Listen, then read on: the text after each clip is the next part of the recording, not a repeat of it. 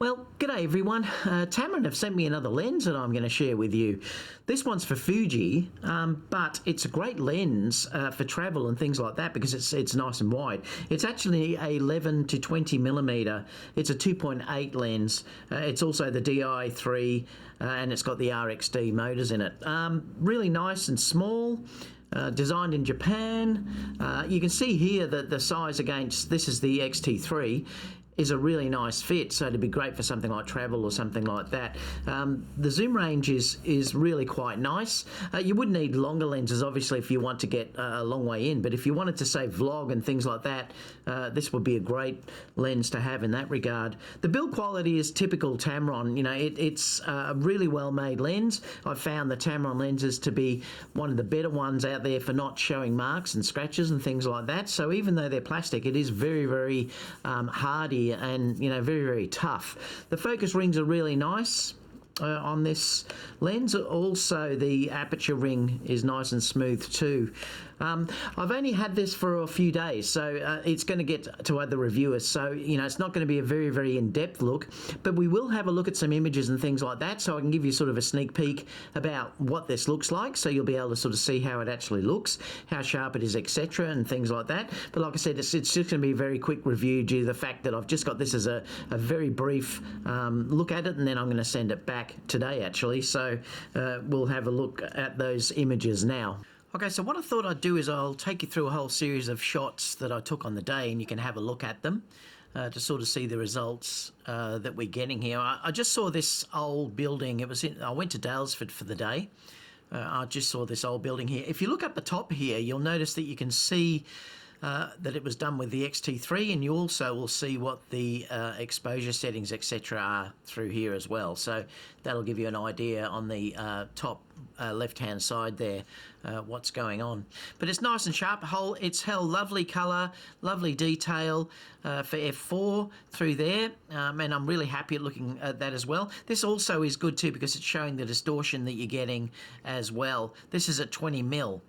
And you can see that the distortion actually is quite good. Anything that you can see out of that is tilted and stuff is because it's such an old building, but you know, it's quite good in that regard. So here I just took this at 11 mil. I just wanted to show how you can get a nice wide vista with this lens. The edges look pretty good. It is a little bit soft through this area though on the edges. So it's definitely sharper in the center here than it is over the edge.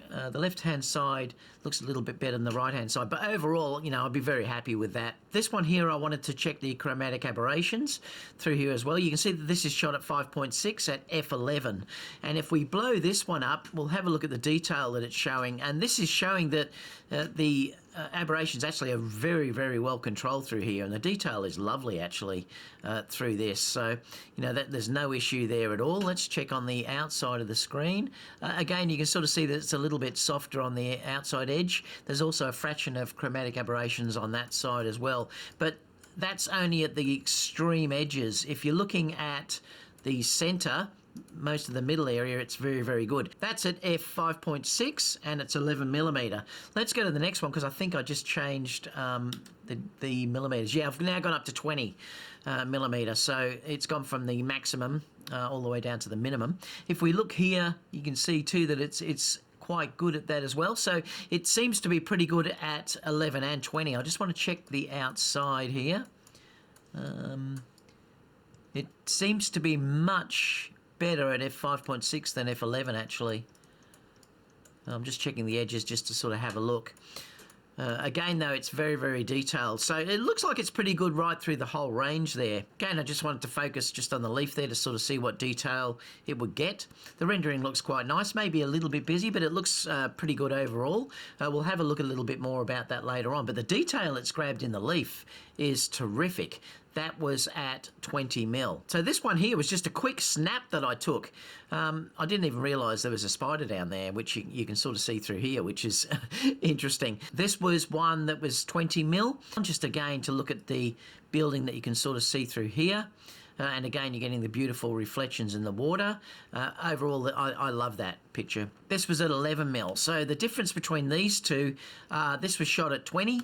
This was at 11. So it shows you the range that you have here with that focal length. Here I just wanted to grab an image of Kerry sort of taking some images down here. She's actually grabbing a photo across the lake there as well. You can see that the overall picture image quality is really nice. I'm very impressed actually with the Fuji. It's kept a lot of detail in those highlights in the background here that you have, and you've also got all this detail in the foreground too. I did leave the shadows in this one though. Again, that's just looking directly across at that house as we've moved through. Now this one I held very close. The close-up focus of this camera is incredible. I mean, you can basically almost touch what you're photographing, and in fact this is shot at 2.8 and you can see the rendering is lovely through the background. Now it's actually focused here, and the depth of field is that narrow because I'm that close that's the only part that's actually in focus and the rest of it is out of focus, but it sort of does give you an idea about the rendering that you get through this image. This was another one that I just wanted to grab of Kerry. She was grabbing a shot up through there as well. I wanted to sort of see what it would be like grabbing a portrait type shot. This was at 16.8 millimeter. And again, it's quite nice. I mean, look, you do have to be aware that if you are going to shoot you know, people and stuff like that, you would probably want to put them in the middle. If you put them near the edges, they will start to distort because it's such a wide lens.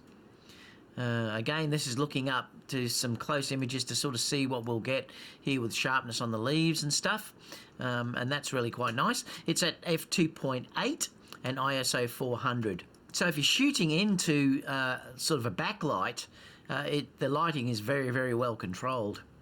You can sort of see here too that the detail that you're holding through here is lovely. In fact, you know, there's a spider web that's coming through there. This also gives you an idea about the rendering that you're going to get through the bokeh at 2.8. With this one, I wanted to have a look at what sort of star effect we could get, sunburst effect that we could get with this. So I shot basically into the sun there on the corner there. Now this was at 11 millimeter. And it's f9, and you can sort of see the star shape that we're getting through here, and it's still held decent performance in the background as well. I did have to drag the shadows back because I exposed basically for that sun star there. This is the same shot, but it's at f16, so you can see the difference between the two starbursts there. Again, I just wanted to capture another one of Kerry just walking through the forest. You can see here it really has held lovely detail through there as well, and you can certainly get nice images if you keep your subject in the center, but the color rendering and everything is lovely that I can see through there. So this was the bridge that we crossed over to get to these beautiful trees on the other side there. Again, I just wanted to have Kerry walking across. You can see that, you know, she's the autofocus has captured her well there. This is at 11 millimeters. This is looking down the railing of that little bridge. You can sort of see here where it's grabbed the focus through this section through here. Another one I wanted to grab here with Kerry standing in the middle. Look, so yeah, I mean, this is not a portrait lens, but you can get some good environmental portraits. This one is at f5, but it's at 19mm, so close enough to its maximum. And this is 11mm, so it's sort of showing you, again, the distance that you can grab with this zoom range. This is just looking down towards where we walk out. So we actually walk out through this section through here. This was shot with f5, ISO 200, and it's at 11 millimeters. This is at also 11 millimeters, looking back the other way. You can see Kerry in the distance back through here. So again, like I said, it does give you a really beautiful look if you're after that wide sort of environmental shot. This was just going over to the right-hand side here where the trees are hanging over the fence here.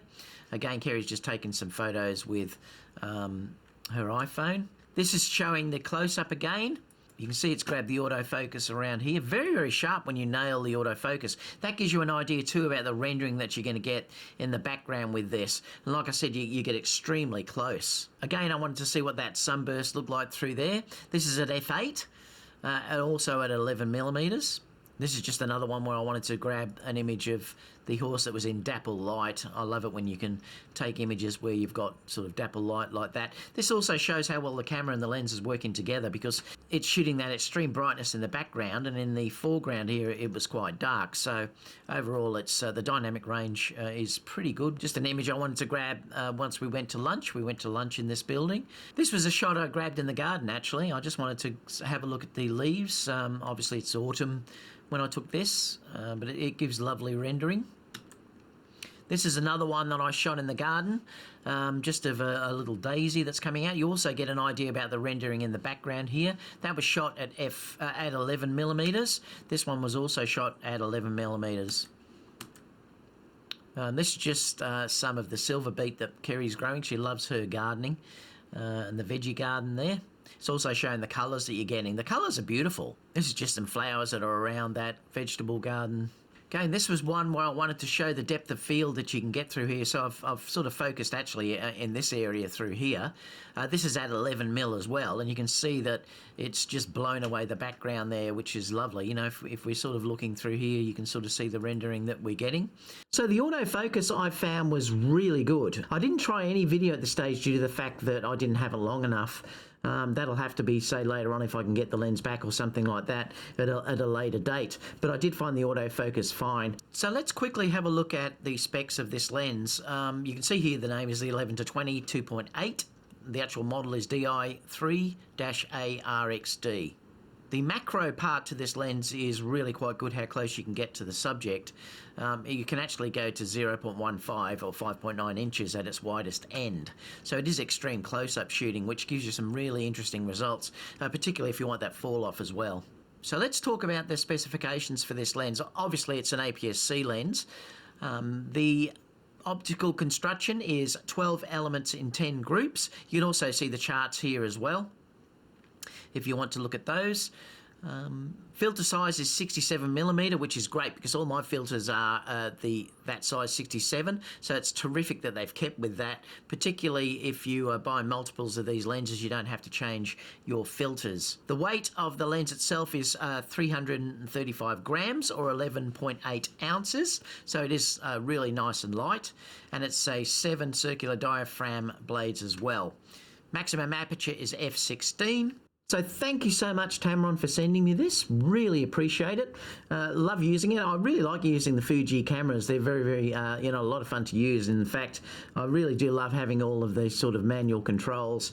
It's really nice to get that feel. I really like it. I used it completely in manual. Apart from that, if you have any questions, leave them down below and I'll get back to you as soon as possible. And I'll see you all in the next video. Bye for now.